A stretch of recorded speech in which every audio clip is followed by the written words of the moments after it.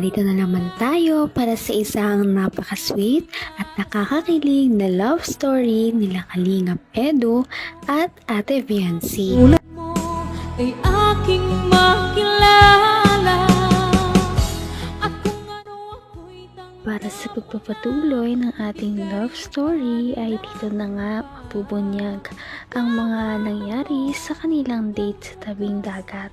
Napaka-romantic nga ng kanilang date dahil ang weather ay perfect lamang sa pagkagala, hindi masyadong mainit at hindi rin naman masyadong paulan na.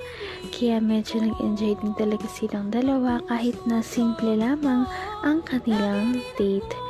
Dito nga sa kanilang date ay medyo napapansin ni Kalingap Edu na medyo dumadaldal na daw si Ate Viancy kapag kasama siya. At yun naman daw ay dahil talaga kay Kalingap Edu. Kaya unti-unti na daw nagbabago si Ate Viancy.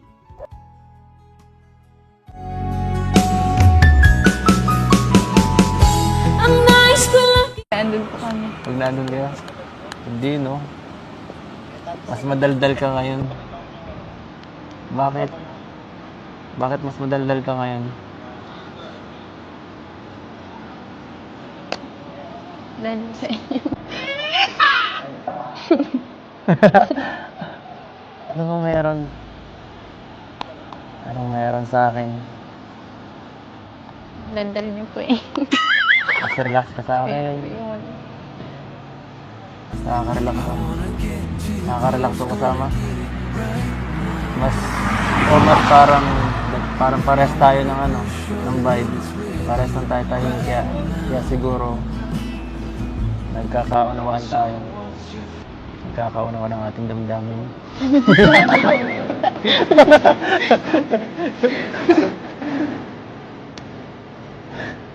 Hihira ka naman, no? Ano ba yan, si?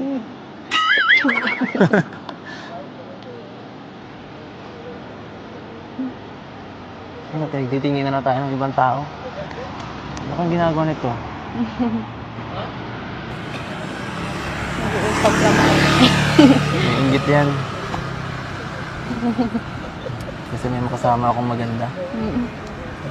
Yan, pagkabulero niyo po. Ano?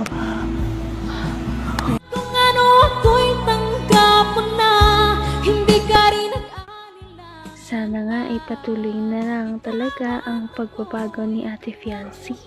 Sana ay unti-unti na talaga mag-build ang kanyang confidence at hindi na siya mahiya kapag kausap si Kalingap Edu. At sana nga ay mas lalo na talaga silang maging close. Pagkabulero niyo po. Ano? Bulero po kayo masyado. Bolero? Sinasabi ko lang nakikita ko. Hindi ako sinungaling, no? Hindi ako ganun pinalaki. Gusto na ako dito. Gusto na ako dito.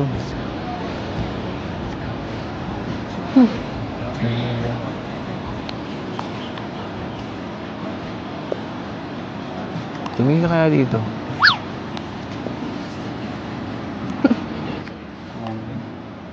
Di mo kayang tagalan? Napasulyap lang. Ano? Kaso. Di mo kayang tagalan. Hindi ko na po kaya tagalan. Sige. Di mo na kayang tagalan.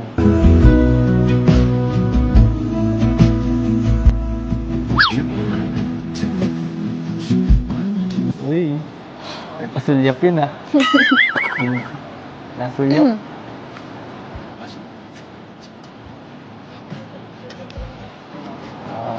Salamat sa time, ah. Salamat dahil pumunta ka. Nagbigay ka ng oras. Naman ang bawat panaginip ko, ikaw lang ang Hindi rin naman maitatanggi ni Ate Fiancé na parang gusto niya rin talaga nakasama si Kalingap Edu. Kaya naman nag-e-enjoy din talaga siya sa kanilang mga date kahit na pasimple-simple lamang at hindi masyadong magkarbo ang kanilang mga date sa ngayon. Welcome po. Hmm? Thank you din po. Kasi Ganda. dito po para pong nakakapagpahinga na din po. Di ka nakakapagpahinga ng ganito. Doon po sa bahay, nagtitinda po kasi kami ay. Kaya, parang mas busy kasi mula nagkatindahan ka. Opo. Kaya, kailangan mo rin ito. Kailangan mo minsan-minsan. Thank you din po. Ang ganda rin po pala pag ganito. Ang ganda rin po pag ganito. Magandang Tabo. bonding. Nakakausap ko po kayo. Nag-share po kayo ng tungkol sa inyo. Mas nakikilala ko po kayo. Akala ko po kasi noon sobrang tahimik niyo po. Tsaka Hindi naman, kaya lang, siyempre, medyo pili lang siguro ng konti ang mga taong pinag-openan ko. Kaya, yan, ikaw, medyo feel ko ang vibe mo. Magaan ang pakiramdam ko sa'yo. Magaan. Sana okay lang sa'yo. Hanggang wakas ay tayo ng dalawa. Palagi kang naman ang isip. Maganda talaga na sa mga ganitong pagdidate ay mas nakikilala talaga nila ang isa't isa na sa ganon ay mas maging magkakakilala na sila at mas maging close na rin sila sa future. Kaya naman sana nga ay patuloy pa rin ang kanilang pagdidate at hindi na ito matapos hanggang sa magka-develop na talaga silang dalawa. Okay lang sa'yo. I-share ako paminsan-minsan at minsan puro kalokohan. Minsan sweet naman. pinapasaya niyo po. Pero always totoo. If it all starts to crumble, Sana ikaw din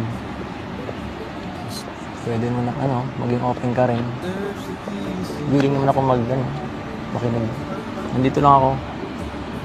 Kung gusto mong may makausap ka paminsan-minsan, kapag pagod ka, medyo may nangyaring mabigat na na problema or isipin, pwede ka naman tumawag. Gusto mo nga, puntahan pa kita dun sa inyo kahit malayo yun. Malayo po na. Okay lang. Thank you po. Hindi mo na kailangan ipasalamat yun. Kasi friends naman tayo.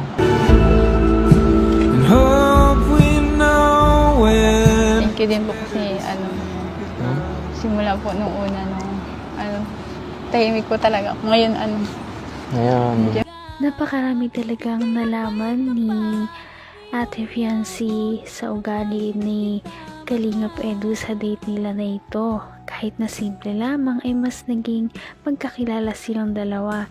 Ganon din naman si Kalingap Edu ay mas nakilala niya rin talaga si Ate Fiancé kung ano ba talaga ang kanyang tunay na ugali. Kaya naman sana ay magkaroon pa sila ng ibang date. Napaka-sweet talaga nila at napakabait ng tambalang ito kaya maraming sumusuporta. Kaya naman sana ipatuloy natin silang suportahan at mahalin si Fiancé, si Kalingap Edu at ang Kalingap team. Yun lamang at maraming salamat sa panonood. Abangan natin kung magkakatuluyan ba talaga si Kalingap Edu at Fiancé. Hanggang sa muli. Bye! Ngayon'y abot